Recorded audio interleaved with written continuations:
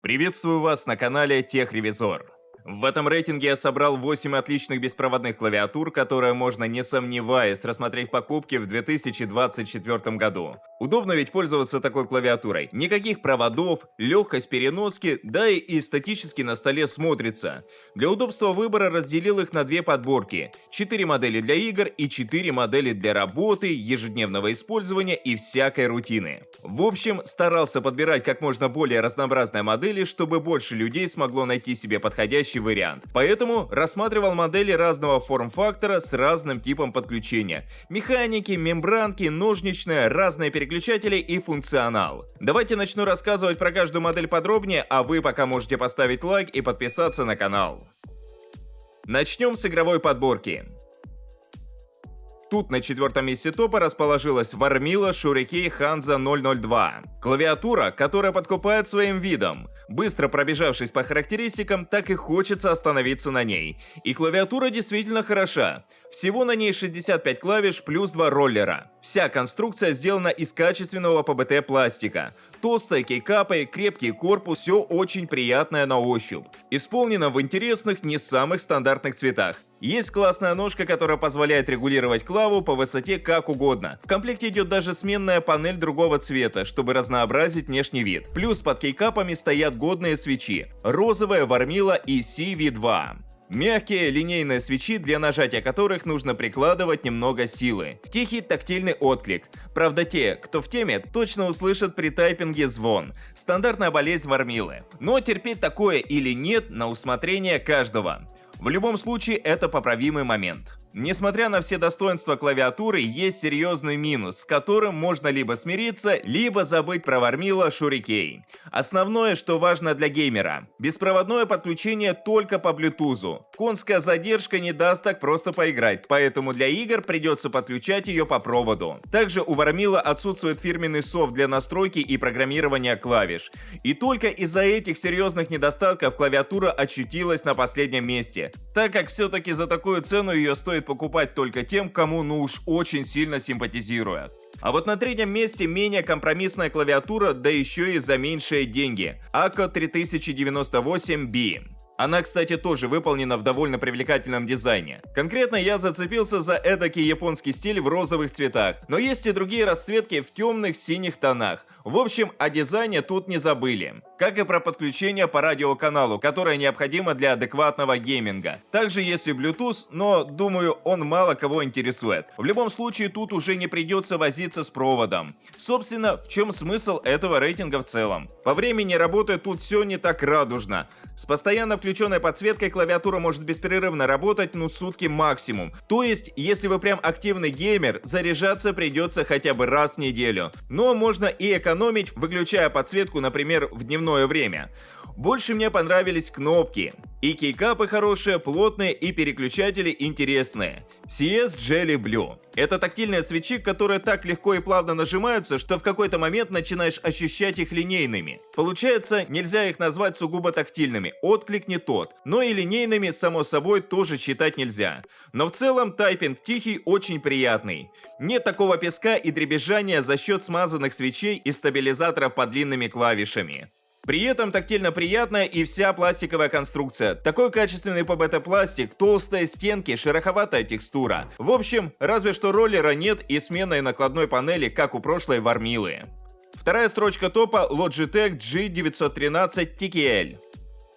Клавиатура, которая изначально не поставлялась на российский рынок. Вместо нее Logitech предлагали нам G713. Это аналог с небольшими изменениями. Но я посмотрел на цену G713, сравнил с ценой G913 и понял, что переплата 1008-10 того не стоит. Поэтому мы имеем вот такую небольшую клавиатуру 80% формата на 95 клавиш. Что интересно, не самой классической формы. Кейкапы тут низкопрофильными, другими словами, ноутбучные. То есть вы понимаете, что после стандартного черри-профиля к такому нужно будет немного попривыкать. Но если вы на ноутбуке без проблем играли, то ни к чему адаптироваться не придется. Другой момент, что по тайпингу это вообще не ноутбук. Под этими низкими кейкапами стоят громко кликающие свечи GL-клики с тактильным щелкающим откликом. В целом тайпинг чистый, приятный, но громкий. Поэтому учтите этот момент, если любите поиграть ночью. Плюс на клаве много дополнительных кнопок мультимедиа, в число которых входит роллер. При этом нет нампада, но есть полноценный ряд эффект. В общем, ничего лишнего для игр. Из положительного по сравнению с АКО увеличена автономность в 2 раза. Тут с подсветкой можно рубиться все 40 часов и подзаряжаться пару-троек раз в месяц. А без подсветки и все 200 можно выжать, тут уж смотрите сами. Хотя подсветка тут добротная, RGB.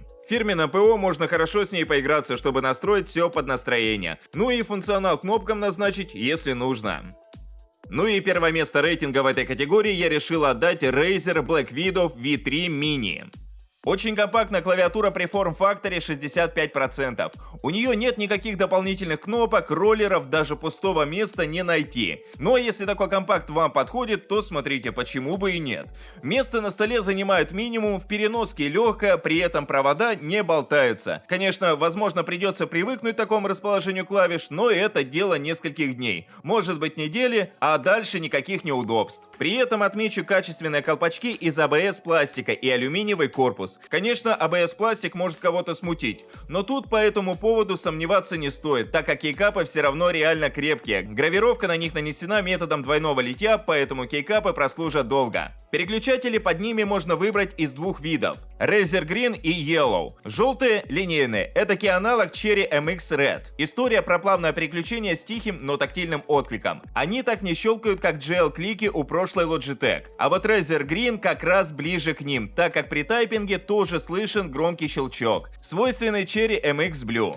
В общем, какой-то конкретный свитч для игр посоветовать не могу. Выбирайте сами, отталкиваясь от своих предпочтений. Ну и неизменными остаются варианты подключения клавиатуры. Bluetooth, провод, радиоканал. Автономность при этом составляет плюс-минус те же 50 часов, без подсветки 200. Ну и софтина с самым стандартным функционалом для гибкой настройки RGB подсветки и программирования клавиш. В общем, в этой клавиатуре есть все необходимое для гейминга в беспроводном режиме. А теперь давайте посмотрим, какие клавиатуры можно купить для работы и повседневного использования. Эту подборку открывает Acer OKR 020. Самая бюджетная клавиатура в рейтинге, которую можно рассмотреть к покупке для работы с текстом, документами, серфинга в браузере и так далее. Это полноразмерная клавиатура на 109 клавиш, и несмотря на такой форм-фактор, она очень компактная, тонкая, то есть вполне мобильная. Конечно, это далеко не самый лучший выбор для постоянной переноски с собой, но если изредка есть необходимость переносить клавиатуру в рюкзаке, то никаких проблем не возникнет. Другое дело низкопрофильный ноутбучный тип клавиш. Кому как, а мне для набора текста самое то. Вот только снизу у нее нет ножек. Есть вот такая загогулина, слитая с корпусом, которую никак не отрегулируешь. Но это неплохо, так как помогает расслабить кисти, особенно когда сидишь за ПК весь день. Поэтому какая-то подставка под запястье здесь и вовсе не нужна. И без нее комфортно. К минусам отнесу отсутствие подсветки. Тут ничего и никак не светится, поэтому учтите этот момент, если есть проблемы со слепым набором. Из приятного — ножничный тип, то есть это даже не мембрана, и нам такое на руку. По факту тайпинг мало чем отличается, самый обычный, тихий, приятный ушам и окружающим звук от нажатия.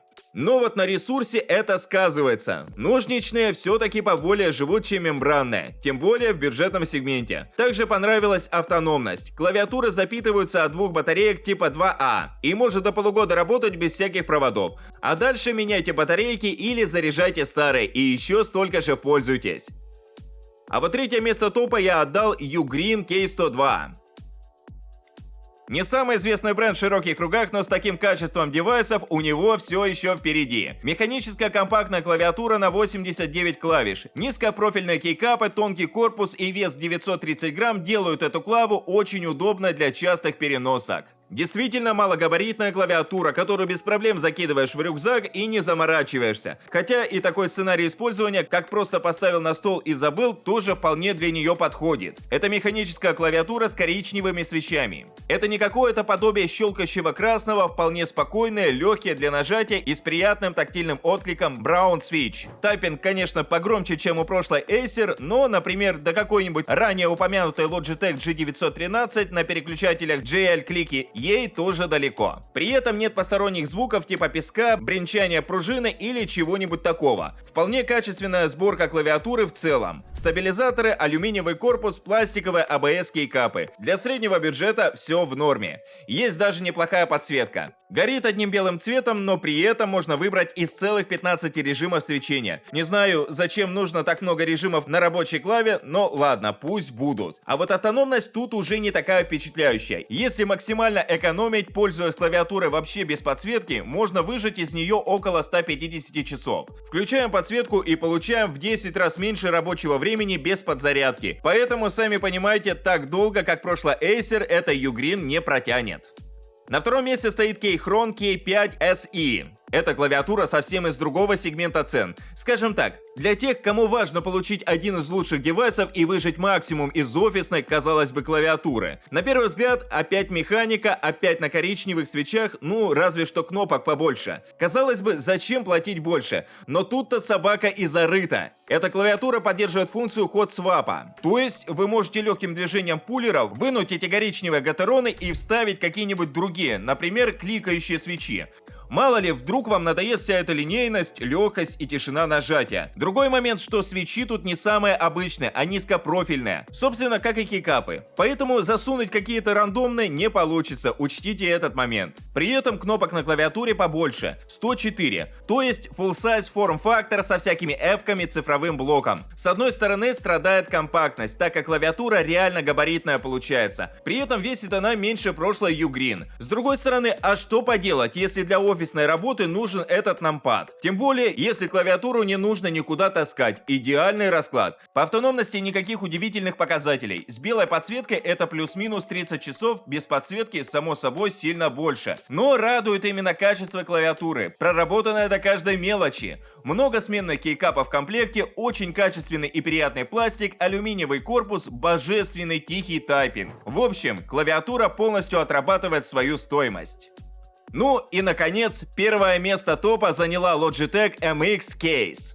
Самая понятная ножничная клавиатура. Далеко не каждому нужны все вот эти ход-свапы, особенные свечи. Кому-то достаточно простого, приятного ощущения от нажатия на кнопки. И Logitech MX Case чуть ли не лучшее, что можно рассмотреть в таком случае. Это тоже длинная полноразмерная клавиатура на 104 клавиши, при этом очень тонкая и легкая, но с приятной тяжестью, так как корпус алюминиевый все-таки. Клавиши пластиковые с выемкой под фалангу. Такие мягкие с коротким ходом для легкого нажатия, чтобы максимально почувствовать подачу сигнала от одного прикосновения, проникнуться магией. Подключается она по Bluetooth или по свистку. Можно сконнектить сразу с 3 устройствами и одним нажатием переключаться между ПК, ноутбуком или даже телефоном, например. В работе реально пригодится. Кстати, особенная фишка этой клавы – датчик движения. В ночное время клавиатура при поднесении рук сама включает подсветку для вашего же удобства. И выключает, когда вы заканчиваете печать, и таким образом экономит заряд. Правды ради, вот на что, а на автономность точно жаловаться не придется. Официально Logitech заявляет, что клавиатура способна проработать около 10 дней с включенной подсветкой и до 5 месяцев с выключенной. То есть, видите, какой интересный диапазон. На деле же это около 3-4 месяцев без подзарядки, что тоже впечатляет на фоне прошлых моделей. Так что, как ни крути, а Logitech MX Case по всем параметрам буквально одна из лучших клавиатур для офиса, работы и людей, кто много печатает. На этом мой рейтинг подошел к концу. Стоимость всех моделей можно посмотреть по ссылкам, оставленным в описании и закрепленном комментарии. Подписывайтесь на канал, ставьте большие пальцы вверх, а также не забывайте включить уведомления, чтобы первыми узнавать о новых рейтингах и обзорах техники. А с вами была команда канала Техревизор.